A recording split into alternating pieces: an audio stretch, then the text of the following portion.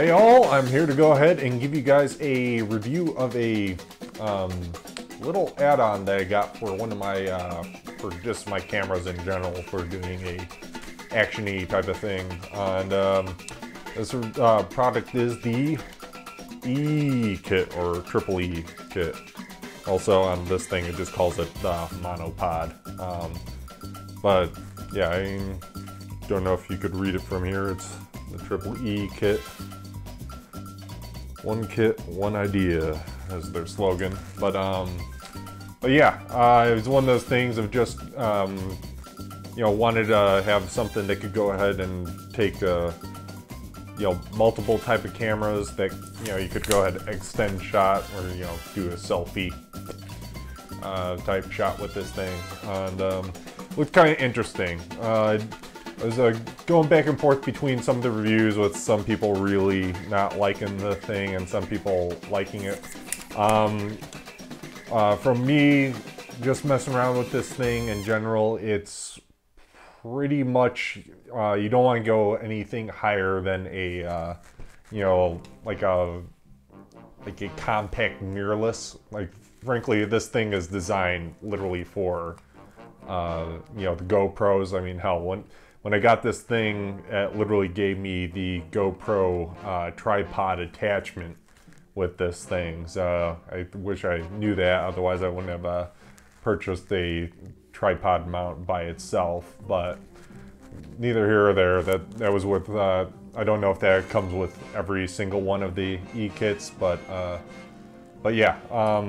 Yeah, so this guy, it's a nifty little device here. So you can go ahead, you know, loosen, you know, angle it in different ways. If I had my GoPro right now, I'd attach it to go ahead and show it off, but I'm doing a time-lapse thing with it right now. So instead, you know, I went ahead and actually tested it with my NEX 3N.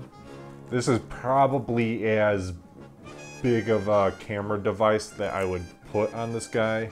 I mean, this guy is probably, I don't know the exact weight, but probably 2 pounds at least.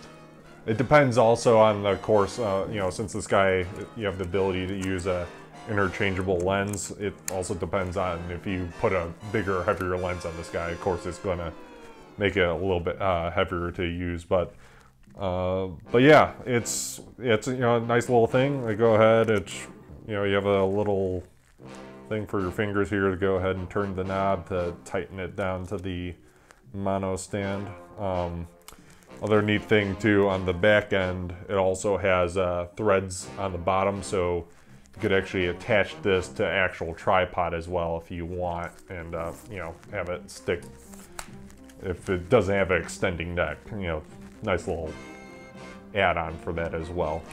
But yeah, so this is, as you know, like I said, this is as heavy as a camera as you should go with this thing. Even with using this guy in like action shots occasionally, you know, just the sway and inertia around it when it's, here I go, when it's fully extended. Sometimes it goes ahead and you go around, and it's kind of hard to go ahead and do it while sitting down, but there's times that if you go ahead and torque it, it will spin on you and like go upside down on certain parts. When I've done it, I have a live video and I was slacklining on this guy to go ahead and show that. But yeah, I like that. So it goes ahead on heavier cameras. If it goes to a certain point, it'll keep sort of spinning on you, you know, that way. But yeah, I mean, as long as you go ahead and you know, for doing basics selfies, it's not too bad. Go ahead and get some recording going on here. Ooh, I forgot to go ahead and put in the mem card. Hold on. There, much better. Alrighty, so go ahead and give you an idea of how well this thing moves. I had it when I was doing my recording beforehand. I had my shutter a little bit too high, so it was a little bit more jagged of a look, but yeah, this thing, it's, you know, it's pretty nice and smooth to go ahead and use it, like doing some nice little action poses, like, hey, how's it going? Not too bad.